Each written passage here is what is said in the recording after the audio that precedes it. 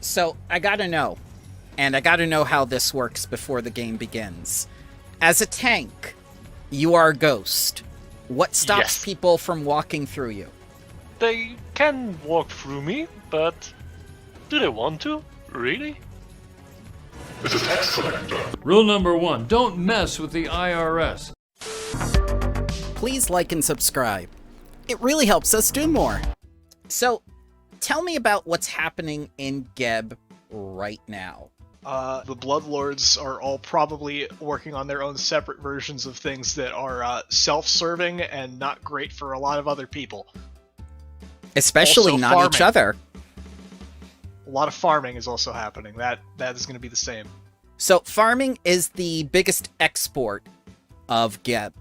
And it doesn't matter which kingdom you're from, the cheapest produce comes from here. What is the nation of Geb using all this money for? Running a whole lot of bureaucracy. Mm-hmm. Yeah, bureaucracy gearing isn't up. cheap. Payroll. That's a credit department issue. So things, like you said, are more active now. And everyone is indeed more paranoid of each other. Because all that money is going to be spent towards a war that may or may not happen. How do you think this war is going to align with your characters? War brings opportunity for advancement individually. Yes. Like, Jorloff would be aware, this is a threat that is happening one way or another. Be it because an actual war occurs or because money is being spent where it does not need to be spent. But should there be an actual war, he would take it as an opportunity to potentially make more of a name for himself. And at the very least, Jorloff could attempt to rise above that, so at least other places look at, hey, maybe they don't all... Is Cloudkill even a war crime? It is not a war crime in Pathfinder, sir. Get the mustard gas. Well, Lex has quite a strong opinion of war is really chaotic. Due process gets put to the side. Bureaucracies tend to fail. But if it were to come, well, there needs to be some iron hands around reminding people about due process. Master, what's a war? Oh no. Oh no. Oh yeah! Oh, Rizu will explain in depth to the Tattered Straw. People die. It's for a purpose. Reasons happen, stuff like that, Bad things happen to good people. Oh, that's not good. No, it's not, my little puppet friend. But it is good at the same time. See, while they're all distracted, all these Bloodlords, I get to steal their items. Oh, that's good. Yes. Let's go and do that. You Exactly. may want to wait until some of them potentially kick it during the war. Exactly, that's what I was thinking. So it's good then. Well, confusing.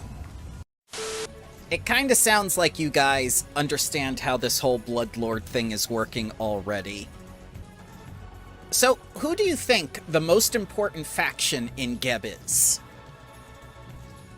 That would depend entirely upon perspective, Yes. as they all do something important for the nation. Even the Celebrants. The Celebrants is mostly just propaganda, but that can be important when there are some people who have a lot of reasons to be unhappy. Primarily now, it is the letting everyone know, hey, Geb's back. And Geb's a pretty cool guy. It's their job to make sure everyone knows Geb's back, this is a good thing, and here's what he's going to do. Not to mention, if they are going to plan to do a war with Nex, you gotta rile up people getting mad about what Nex did centuries ago. I don't know. I'm leaning towards the Export Guild being the most important faction. Reanimators grow and maintain the crops. The Export Guild handles the sale of crop as well as the import of other goods, I believe. the tax collectors, Administrative overhead? So what you're telling me is one cannot exist without the other. Yes. But even then, stuff like the Celebrants are important because propaganda is important when you want to run a nation as Geb is, or rather as Geb currently is with its events. The Builders League infrastructure is always important. And the Carters also, even though people don't like them right now. So that means all the great factions like each other and get along, right?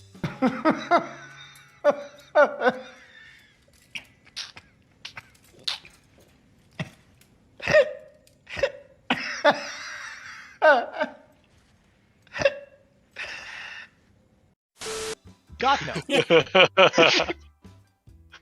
Good one. Well, they depend on each other, certainly. Yeah, They're there's like at least family. Which guarantees they don't like each other then. I think part of it is Geb is an old-fashioned nation, holding strong to its roots, its traditions and whatnot, which are absolutely ancient by the modern standards of Galarian. And the tax collectors are considered old-fashioned by most people in Geb. I picture the tax collectors and Builders League don't get along well because the tax collectors worry about like tax laws, then the Builders League shows up with like changes in zoning permits, and there being like a perpetual pissing match there. So the tax collectors union, their closest ally is the Builders League. Well, there goes my idea. Bureaucrats. Yes. Yeah. Yes. So I guess they're working together on those rezonings and taxes then, instead of going Yes. at They each other. respect each other. Fair enough. I know another big thing is the Reanimators is a faction that everybody's at least a little bit scared of. Because if they wanted to, it could be a problem. Everybody needs them, but they're the ones in charge of the hordes and hordes and hordes of zombies. Guess who the Reanimators' greatest enemy is? Greatest enemy. The tax collectors union. Yeah, that's what I was gonna guess. So why do you think that is? I believe there's some amount of, like, every time a corpse is reanimated, they want some cut of, or some payment. Am I remembering this right, or am I just completely making this up? You're spitballing it, but I like your ideas. What happens when a person dies and they leave a will? Well, that needs, whatever the will says legally is supposed to happen, so long as it's a legally binding will. Right. Now what happens if they don't have a will? 50% of all their earnings go to the state. Yes. That's at least how it works in the country I'm in right now. Now put yourself in the tax collectors union. What's the first thing you have to do every time someone dies in a nation of death? Toss the body to the Reanimators? No, paperwork. Yep. And it's not the Reanimators who do that paperwork. Oh no, but I figure there's some kind of agreement where they just, there's no will for what to do with the body, here, make a zombie. I mean, that's basically the law. Everybody gets reanimated if they want it or not. Yes. When someone dies in Geb, is the body the property of the state, or is it still the property of the family? That was kind of my point on whether there's a will involved or not. If not, dibs by state. I believe it also matters because turning undead, I mean, you technically die if you wanted to be really legal about it. Right, but then that body is the state's property. It's free real estate. Who does that conflict with in the Pantheon? Of Oh, gods? Pharasma hates us all. She Yes. she hates Pharasma us mostly. all. Yes. If each god in Galarian were allowed to pick one country to show up and smite off of existence, I guarantee you Geb would be Pharasma's pick. What the hell is even that? Tell me who the Reanimator's greatest ally is. I think they get along well with the exporters. The Reanimators harvest, the exporters sell. So handoffs would be kind of hard for anything to function if they hated each other. Mm-hmm. Let's talk about the Builders League a little bit. Who's the Builders League's greatest enemy? Probably the party people. They party way too hard. The party people. It's not the propagandists. It's the Export Guild. because they do foreign trade, and the Builders League hates foreigners, saboteurs, and vandals. But they're great friends with the Reanimators. This is working out great, you guys. I love this. So, tell me a little bit about the Celebrants, other than the propaganda and whatnot. Who is their greatest enemy? I would guess the tax collectors. It's usually a safe bet for an enemy, but is it strongest? I don't think so this time. Oh, I'm just thinking more just the tax collectors being more old-fashioned, and Celebrants being like big on. Well, they're big on Earth in some way. No, it's the Carters. I don't know if it's because they took their spot as one of the great factions. I don't think it's their greatest enemy because of the fact that the Carters are no longer a great faction. Well, that's what I mean, but they took the Carters' spot. Carters had their own reason for not being a great faction anymore, but now the Celebrants took their spot.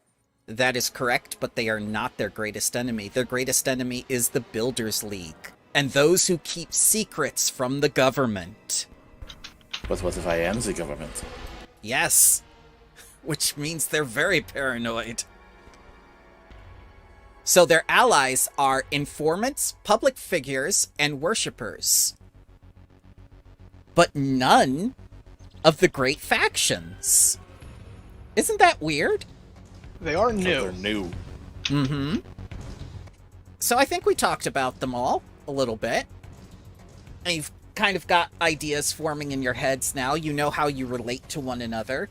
Which of you who are enamored with some of the greater powers of Geb at work, some of you who are neutral and just looking out for yourself to make that living. How do you feel about Geb as a nation now? Considering it's that, hiding, or oblivion, I like Geb. At best for a ghoul, what? You hide out in the sewers of Absalom, maybe some corner of Ustalov, or join the Whispering Tyrant. For Lex, it's a beacon of stability. Even if you hate each other, it's stable. It's good. Jorloff views it as a lot better. How do I put this best? There are parts of it he thinks are fantastic. There are a lot of things he thinks could be done better. But in general, he finds it to be a fine enough place to be. He only just got here, so he can't have like the strongest feelings. He's a reformist, not a revolutionary. Yeah. Which even reform is going to take several human lifetimes by Geb standards. Rizu just finds it familiar. Hey there, demons. It's me, your boy. Tattershaw is still dealing with the fact that the sky exists. God.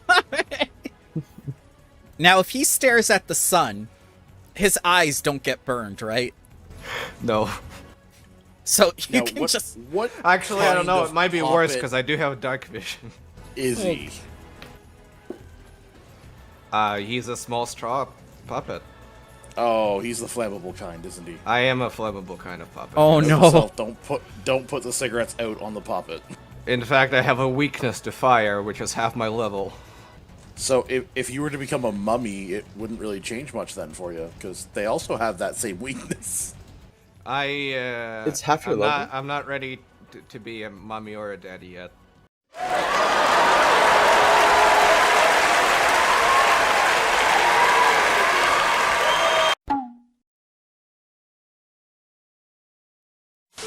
Yep, it's half the level.